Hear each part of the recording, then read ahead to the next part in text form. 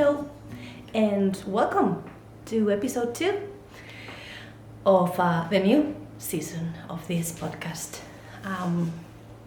I say new because although I removed the videos and I put them in private mode, I did have 7 or 8 years ago a set of videos that I released. They were similar, they were longer, and although you cannot see them, it's not that I regret putting them up.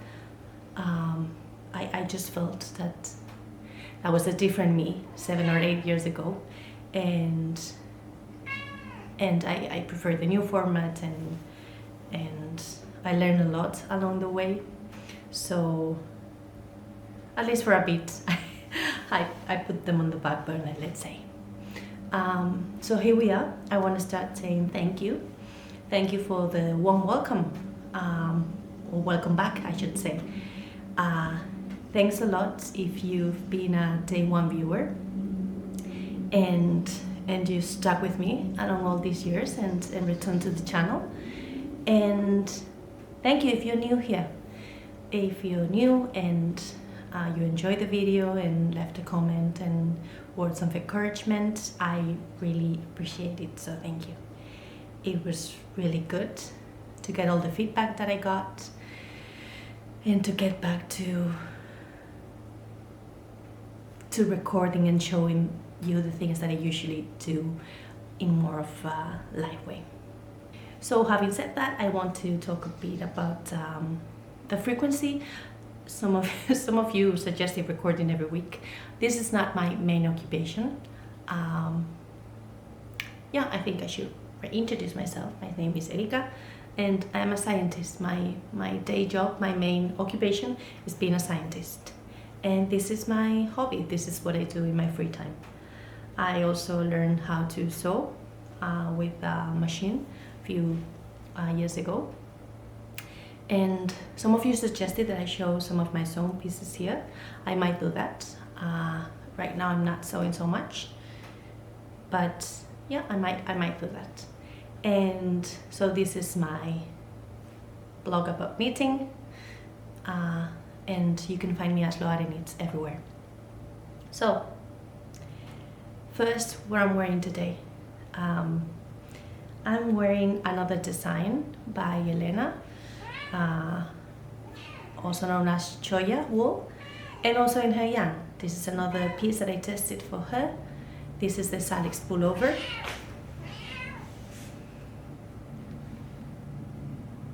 Has a beautiful round yoke. And it's finished with an I-cord on the neckline. I love necklines that don't sit very low and very open, so this is just perfect. It has a split hem. Not sure it's gonna focus there. Maybe. No. Well, it has the split hem, and it's worked inside out. Even though you see reverse stockinette all over the sweater, it's actually worked from the wrong side.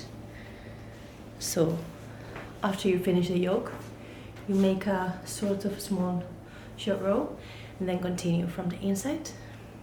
So it's very easy to knit. It's a lovely sweater. It's knit in her thick yarn, the one that she has now. She used to have Pastora, but now she has the base Bauma.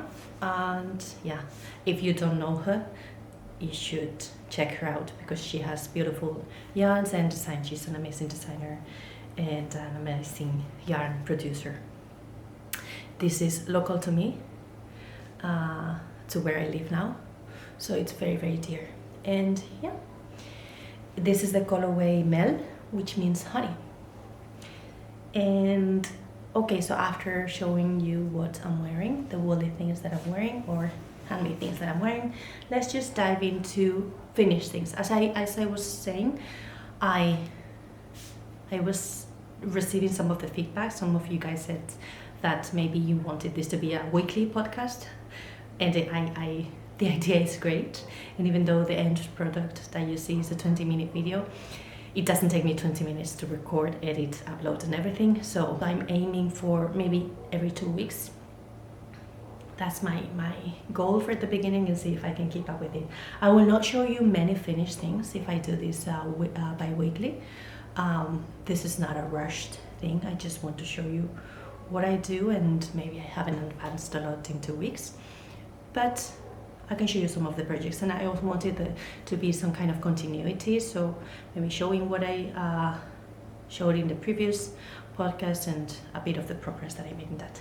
And along those lines, if you saw the first chapter, you saw that there was maybe this far of this sock, and now we have a half finished thing.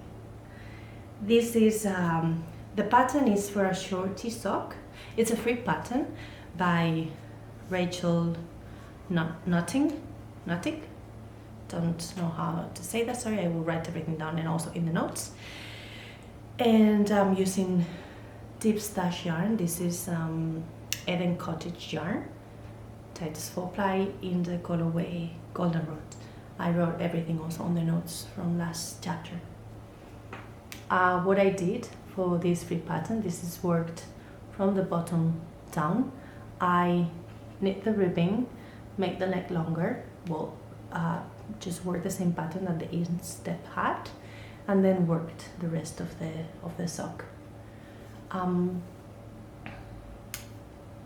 I had worked this pattern before, and I had used a yarn that was probably a bit thicker or fuller, although it had the same yardage, and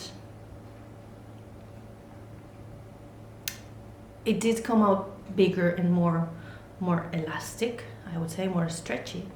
And this time the yarn that I'm using has silk. The other one also had silk, but this one behaved a bit differently, so when I cast on the determined amount of stitches, I felt that it was being too tight, even though it has lots of elasticity because of the lace pattern, or ribbed lace pattern. And so I ribbed back, and then I added a couple of rows of stockinette before starting the ribbing, so that it wasn't very tight. I have big calves, so my ankles are not very wide, but my calves are. My feet are, I would say, regular feet, and I wanted this to be stretchier, so it is a lot stretchier now. And I loved the pattern. The other pair that I need was for a sock exchange, so I missed not having them in my wardrobe. And then I was really itching for having some golden color socks on my collection. So this came to be about. This was my New Year cast on, and it's finished. And I mentioned in the previous podcast that maybe this is a year where I need more socks. And there are all these challenges that start at the beginning of the year, and one of them caught my eye, which is, I've seen it in the past, but this was organized by someone, I put her name here, by someone who lives probably around here. And it's a challenge to knit 12 pairs of socks in 2025. And I've done 12 sweaters in the past, a few years ago, but I think 12 pairs of socks, it's quite manageable with other things that I want to knit. And I love to knit socks, and I think it's a beautiful challenge, and I'm super motivated about it. And there's many reasons for it. One, that I love knitting socks. Two, that I love wearing socks. And then I had a interesting conversation, or beautiful conversation, with my mom yesterday, where she said, I need both my mom and my dad a pair of socks each. And yesterday she told me that she stole my dad's socks because they were snugglier, because they were worked in ribbed, and that she wore them for the day. They were a bit long on her, but she wore them. And although at the beginning I thought that the challenge would be to knit 12 pairs of socks for myself, I love to knit for gifting.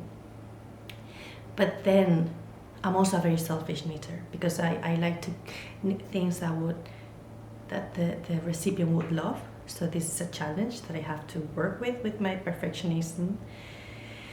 So if I finish a sweater, and I would wear it myself no matter what, because I know the work that was behind it, I know how to care for them, and I love wearing woolly sweaters.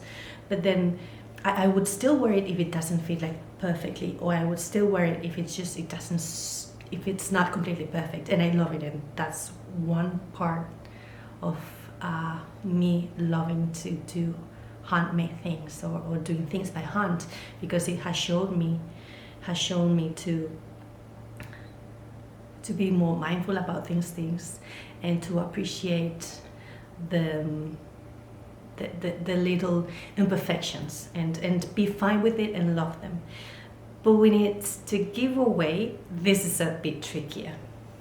And also there's a lot of time and resources put into knitting a sweater or a big garment.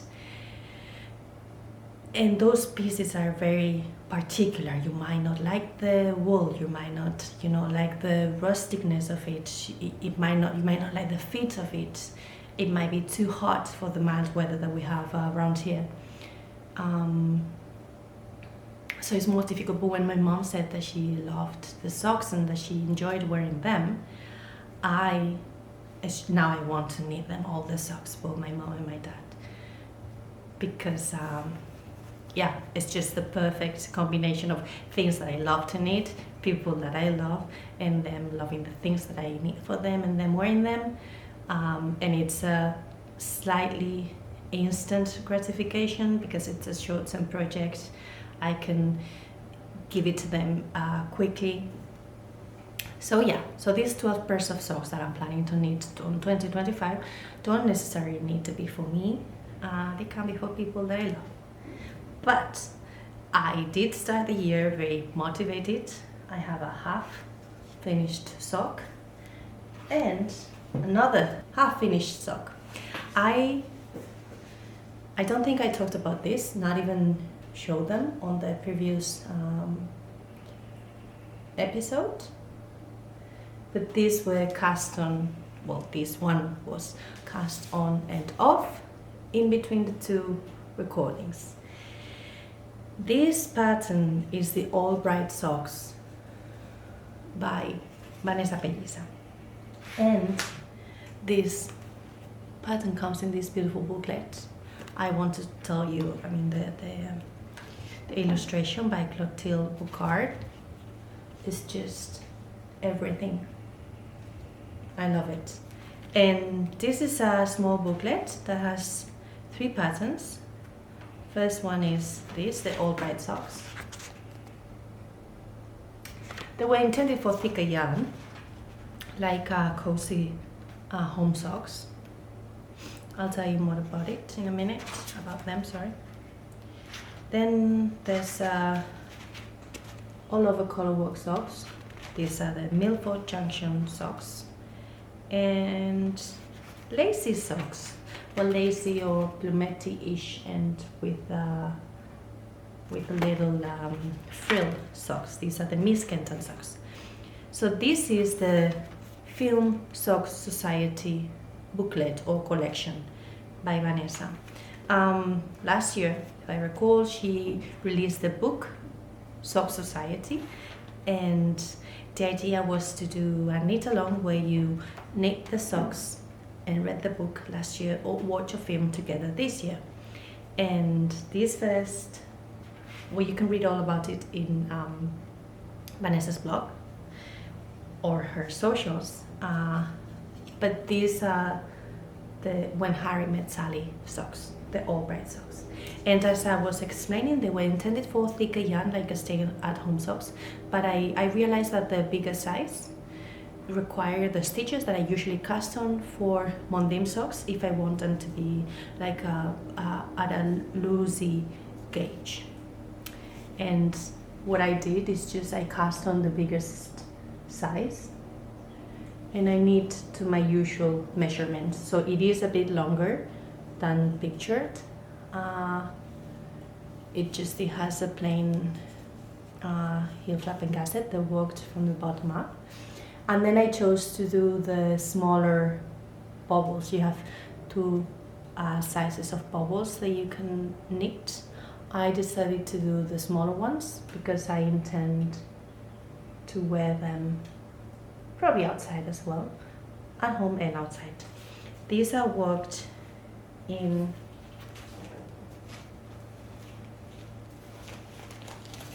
Mondim. I did show you this yarn, not the exact shade last time. One of my favorite sock yarns. This is the colorway 110. And I have to say that I do think this particular skein was gifted to me by my dear friend Laura from Laura from Mimosa Café Lana many years ago. So if I recall correctly, she did gift me this shade. It's very similar to the one that I showed you last time, but not exactly the same. So both Laura and Vanessa are really good friends, and I did ask also what colorway should I cast, and I knew I wanted to use Mondim. I showed the ones that I had in my stash, and I made a small poll on Instagram, and this is the one that, the colorway that won. So I went along with it, mostly because, well, I love all of the shades that I have, just because I was knitting lots of green shades. I thought these two were perfect for my beginning of years, for my beginning of year of socks. I think they go beautifully. They're very different, but they're all both very me. This is a very soft, very slippery, very delicate yarn with the lace. The pattern is beautiful. This yarn is more rustic. It's also me. I contain multitudes and very contrasting dualities, but it's also pink. It's it aligns very well with me, my wardrobe, my feeling, and my feelings and my feel-good vibes. So these would be my January and February socks for my year of socks. So that was what I finished these 2 weeks. Actually, I cast off the Albright socks yesterday. I weaved in the ends, gave them I weaved in the ends of both. Actually, I weaved and gave them a wet block, a bath, and I can show them to you today. Now on to, I want to say, well, I'm going to show you another finished thing, because the work in progress that I have now, it's same pattern. It's not often that I knit the same pattern twice, and actually it looks a bit themed, but this is another pattern by Vanessa Pellisa. Back in summer, I tested for her baby collection, and I tested this teeny tiny cutie thing, which is her Maltese pullover for babies. I think it was super cute. I have a couple of friends who were pregnant and expecting babies, and I thought this would be a wonderful time to test knits, some baby knits. My heart is half and half, divided between wanted to knit for babies and not really wanted to knit for babies. But for these particular babies, I know one of them, she does wear woolly things and knitted things that her mom is doing for him. So I figure she knows how to take care of the needs, and it's not going to be a hassle for her if some of the things need to be hand washed. So sometimes for babies I try to choose yarn that is super wash, and the parents won't feel bad about just putting them in the washing machine. And in this case I need this sample in Concept by Katia, Merino Baby. This is a super wash.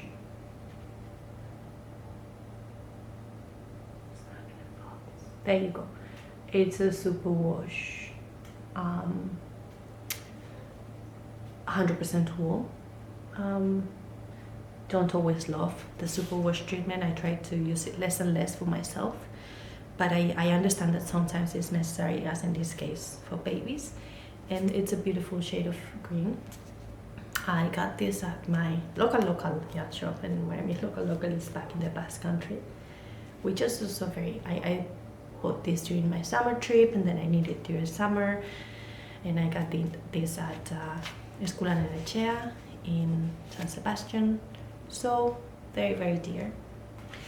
And I need the smaller size, which of course is teeny tiny. And with this, what I think is that it's not going to be super practical, and basically whoever gets this will only be able to dress the baby like for 1 week or 2 days, because babies grow super fast. I was a bit worried about the neckline because it doesn't have any buttons anywhere, but I made it quite flexible, so I think there shouldn't be any issues in putting it through the baby's head. I did do a few less increases in the arms because I wanted the mom to be able to put her hand inside the sleeve so that they could dress the baby. I know pullovers are not the most practical things for babies, but I understand this size is not the most practical one, and it's not just for practicality. So I did keep this. I haven't gifted yet. I'm not sure it will be wearable by the baby because he already has been born. But what I did is talk to the mom and ask her, well, I wanted to knit this for you, but you're not going to be able to use it a lot. I did show it to her, and she wanted a yellow sweater or cardigan on top for the baby, and she wasn't happy with some of the yarn that she got, and I said, I'll take care of it. I have the perfect yellow shade in my stash, and I will knit a bigger yellow version of it. So the yarn that I'm using, because I used this base for a test knit last year as well, and I fell in love with it, is Saona by Wool Dreamers. This is also local-ish to me. It's from my country, and this is 50% wool, 50% cotton. It's non-superwash, but I loved it. I love the shade. I used another shade for my test, but I saw this in my local yarn shop here in the city in Barcelona, at La Lana Lu, and I thought it was the perfect shade of yellow. I did see this knit into a sample at the Barcelona Knits Festival this year, and I fell in love with it, and I thought it was the perfect sample. So I talked to the mom, to my friend Bibi, and I told her I have the perfect yarn, let me knit a bigger size. So I am reknitting Maltese. It's not finished, it's on the needles, but it's something that I've been working on because baby has been born. I'm late. It's fine. This is bigger. I am making a merge between sizes, not between sizes. I think this was intended for, I think this is a 1-year-old size, but I measured it, and I think by measurements it will fit the baby when he's 6 to 9 months, probably, depending on how big or how fast he grows. And this is half fisherman's rib, so it's super elastic. But best thing is that the sleeves will be bigger, neckline will be super stretchy, and yeah, I'm making it quite long. It will be wider in the end than it is long now, but I think this is just perfect. The pattern did call for knitting the neckband together before you start the body, but I feel I always control the tension or the tightness of the joint a bit better when I sew it in the end by hand. There's some parts of knitting that require sewing, and this is one that I don't mind because it's for its functionality. Past me would go for this is faster, this is quicker, requires less finishing, I'm gonna do it this way.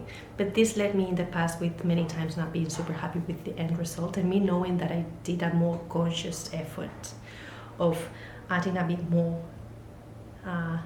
finishing by hand, I will be happier, and and the end result will be better. And this is one of these things. I know a lot of people don't love sewing, but in this case I know I can control it better. If I've done these folded hems in socks, for instance, where at my calves I require the elasticity, and I always recommend sewing it in the end by hand, doing a very elastic bind off and sewing it by hand. So this has an elastic cast on, because this was cast on at the top.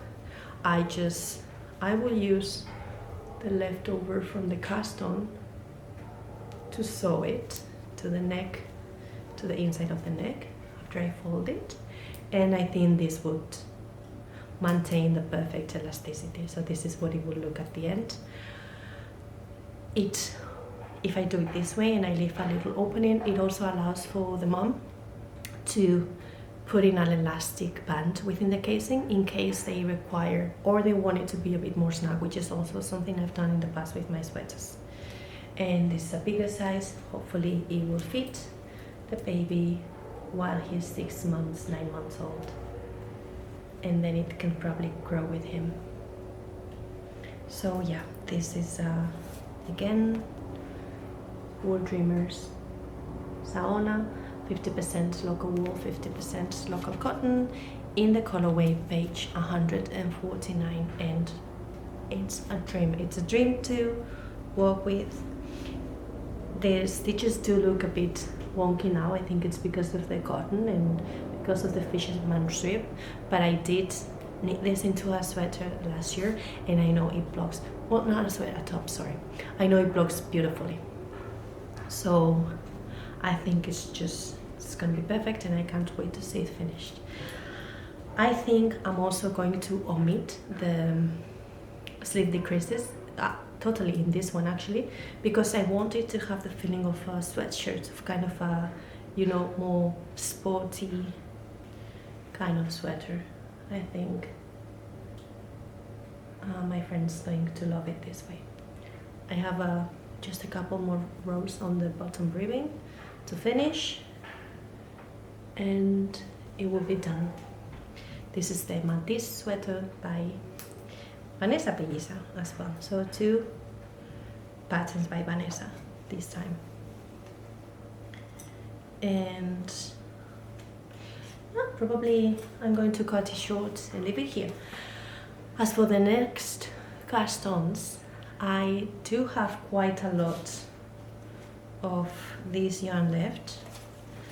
So I have almost 1 full skein for knitting the sleeves. The body actually took almost 1 skein, so a bit more than 1 skein, but this is a very, what's the word that I'm looking for? Goes a long way, and I think I have more than I need. I bought 3 skeins in total, so I probably will have 1 left, and I'm thinking maybe either knitting a bonnet to go with it, maybe Anka's bonnet, because it has the rib appearance and I think it can match, or maybe some socks, maybe a pair of matching bonnet and socks, so that he can wear them now when he's younger, and then he can wear the sweater when he's older. So that might be my next cast on. And as for the immediate cast-ons, I don't want to cast on anything else other than what I talked about, just that I talked about in the previous episode.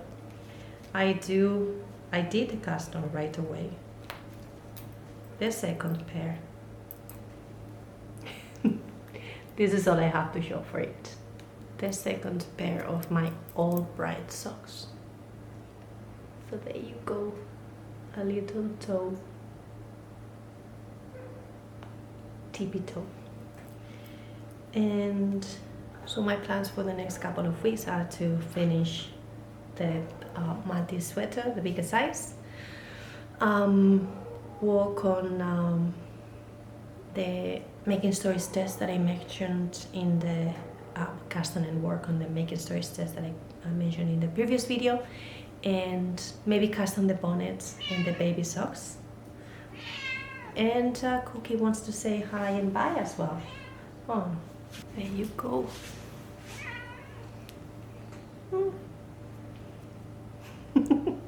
Someone said I should knit something for her and let her be the star of the show. I have a feeling that she's gonna appear quite a lot. I did start recording.